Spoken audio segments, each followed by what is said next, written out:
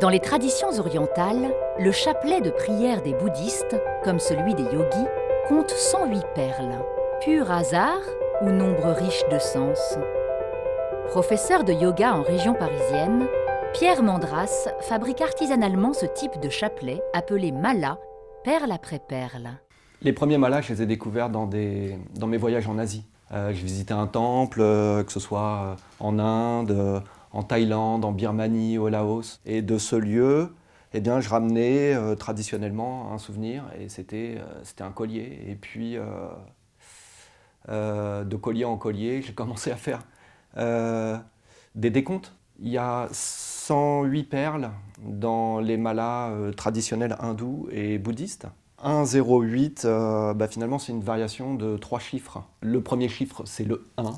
Dans 108, c'est soi, c'est l'unification à soi.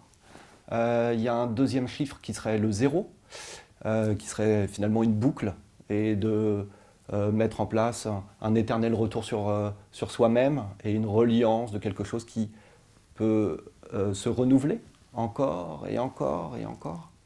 Le chiffre 8 a un nom dans sa symbolique horizontale, c'est le sigle de l'infini, que l'on nomme le lemniscate.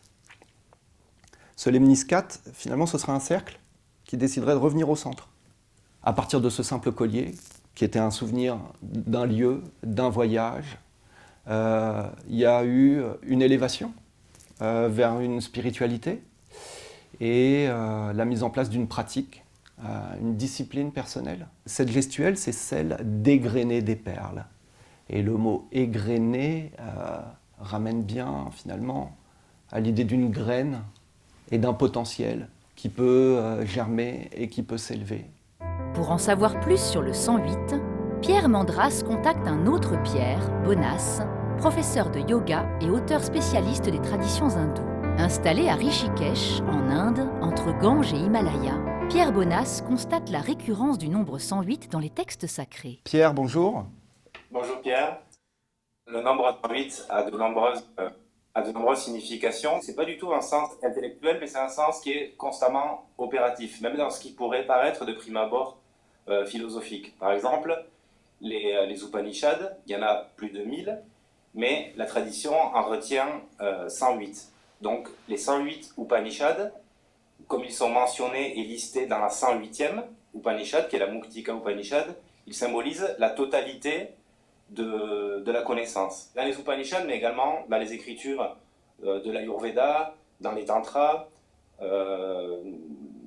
voilà, dans l'ensemble des écritures. Mais ça symbolise toujours, dans l'absolu, la totalité. C'est toujours la conscience, en fait. Hein, la conscience qui est appelée tantôt Ishvar, le Seigneur, notamment dans les Upanishads, dans le Vedanta, mais qui est aussi, et également dans les Upanishads d'ailleurs, appelée la mère divine, hein, la déesse, qui est aussi un symbole de cette totalité. Hein, il y a une Upanishad, l'Upanishad de Tripura, dit explicitement que la déesse, en fait, elle est l'incarnation de tous les Védas, c'est-à-dire de la connaissance, Veda signifie connaissance, l'incarnation de la connaissance ultime qui s'exprime en 108 sons, ou en 108 phonèmes. Donc c'est une série de mantras en fait dont la totalité des sons correspond à 108. Et la totalité des sons constitue le corps de la déesse.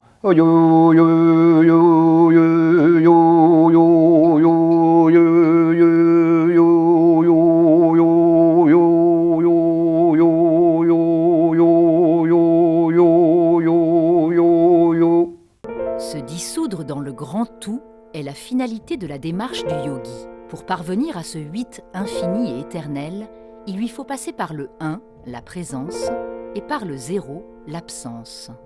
Il y a quelques années, Pierre Mandras fit un rêve très particulier, profond et déstabilisant. Il fallait que je réalise mon propre chapelet. J'avais eu la vision d'un mala dans lequel il y avait un alliage de bois et de pierre. Donc il m'a fallu arrêter toute activité à l'issue de ce rêve. Ça a été très troublant. Je me suis mis à finalement désosser les chapelets que je ramenais de mes voyages pour essayer de recomposer un chapelet qui allait être le Satyamala, avec une métrique spéciale qui consistait à mettre 11 perles de bois et installer une 12e perle à chaque fois avec une pierre fine. Cette 12e, elle installe une cadence qui va me permettre de caler la plus belle de mes motorisations. C'est ma motorisation respiratoire. Et de faire en sorte que je puisse, par cette respiration, me mettre dans une discipline qui transforme une respiration involontaire en un engagement vers un souffle vivant, un souffle qui vibre, un souffle qui se rythme et un souffle qui se cadence. Ces respirations vont pouvoir finalement être rythmées au rythme des perles que j'égrène dans ma main, dans les turpitudes de la vie, dans tout ce que nous avons à vivre là dans notre monde moderne. J'étais trop souvent coupé de ma respiration, donc à respirer de manière rapide, très courte, sans profondeur. Donc j'ai puisé mon capital respiratoire. Remettre de la conscience à cet endroit, c'était se réentraîner à, le matin, revivre au moins 108 respirations profondes et complètes. J'ai découvert ça dans une Upanishad, où il est dit qu'un yogi a 21 600 respirations à vivre par jour, donc par unité de 24 heures. Si on prend une demi-journée, donc 12 heures, on va diviser 21 600 par 2, on va tomber sur 10 800 respirations à vivre par demi-journée. 10 800, on retrouve la métrique 108.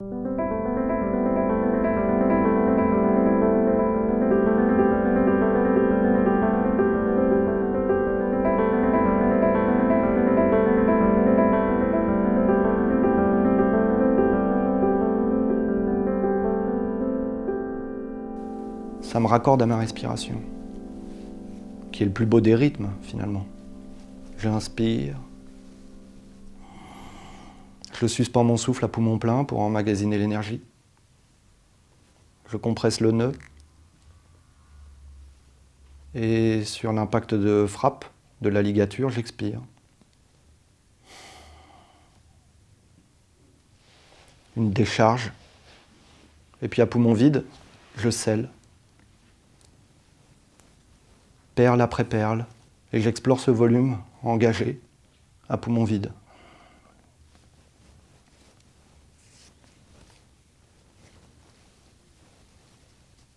Sur le corps énergétique, les textes de l'Ayurveda évoquent 108 points vitaux, qu'on appelle les marmas, donc 108 points vitaux dans le corps, et donc la totalité de ces centres d'énergie constitue la totalité de l'énergie.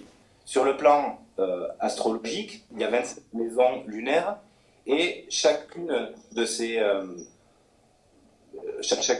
27 entités, si vous voulez, sont divisées en 4 parties, ou en tout cas pointent dans 4 directions. Et quand on multiplie 4 par 27, ça fait 108, et ça couvre en fait la totalité du cosmos.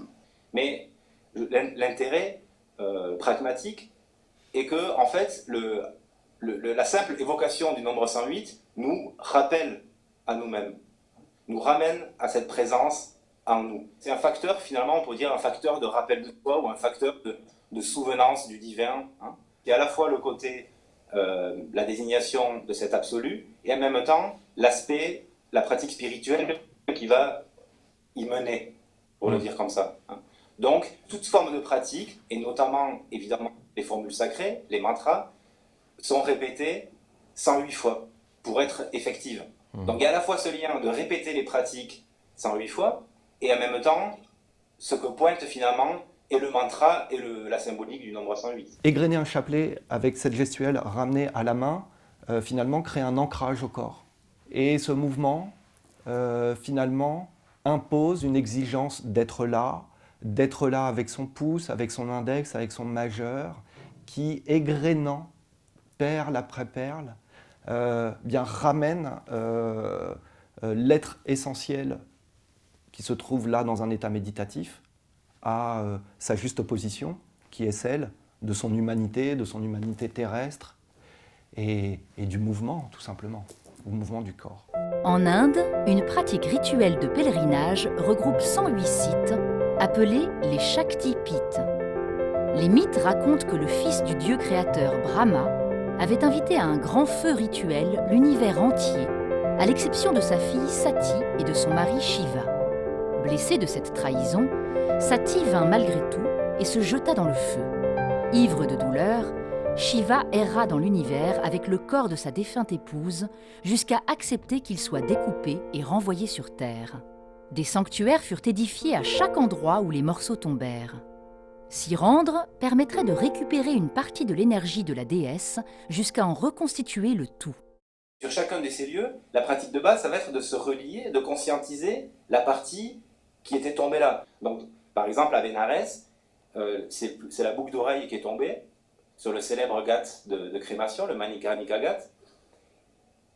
Et la forme de la déesse, c'est Vishalakshi, littéralement celle qui a des grands yeux. À Haridwar, c'est Maya, la magie.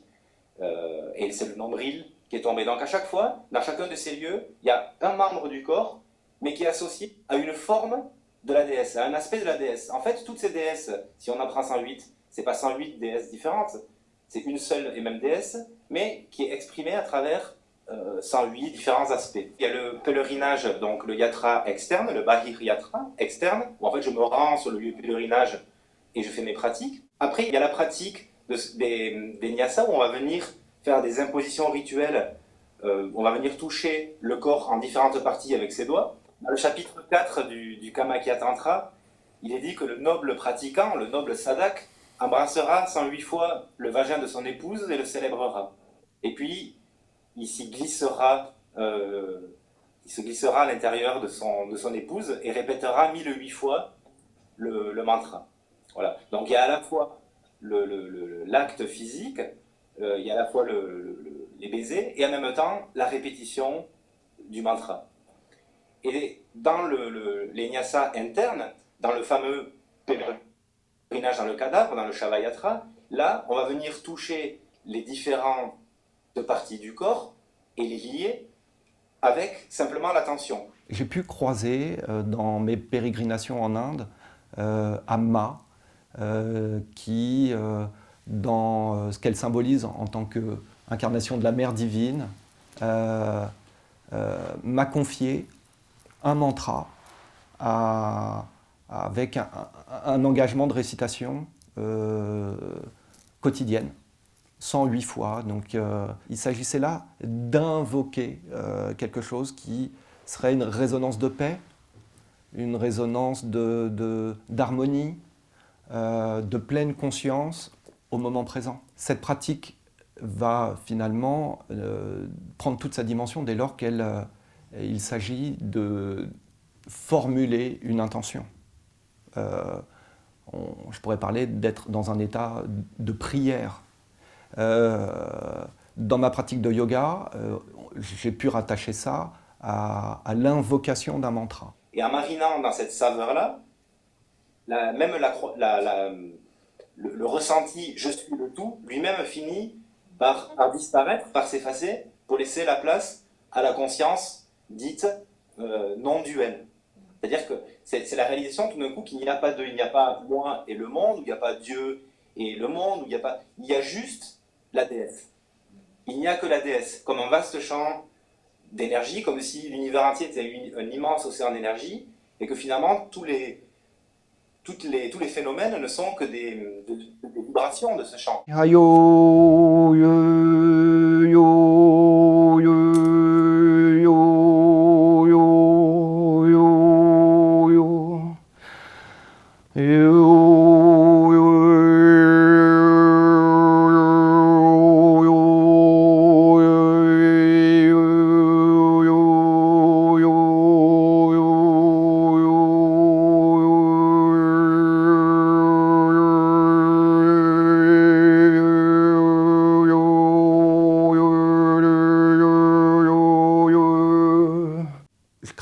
Un espace de ressourcement complètement intériorisé, à l'intérieur duquel je mets en place une distanciation de mes personnalités et de mes représentations périphériques, pour me relier au cœur de mon être, dans son approche essentielle.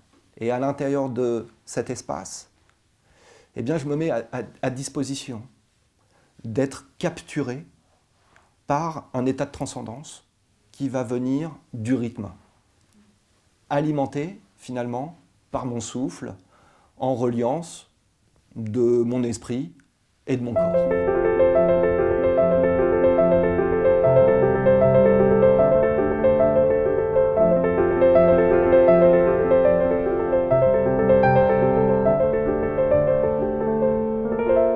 Qu'est-ce que tu conseillerais à quelqu'un qui serait finalement trop fixé sur la répétition limitative du 108?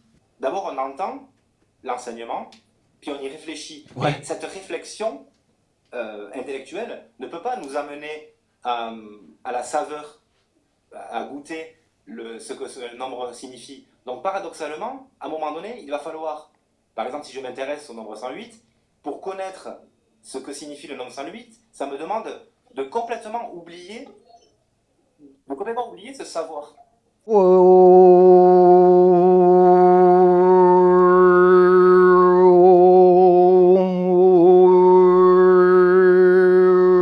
Oui. Voilà, lui, il porte le oui. Oui.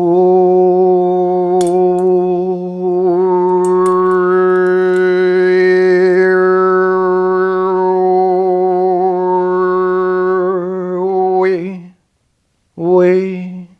Oui à tout. Je dis oui. Oui, oui. O-U-I. Comme un 108. Je peux m'engager demain à réciter oui 108 fois. 108, oui, fois. Demain. Et dire oui à la vie. Oui à ce que je suis. 108, tout à la fois symbole du divin, moyen de s'en souvenir et support opératif pour l'atteindre.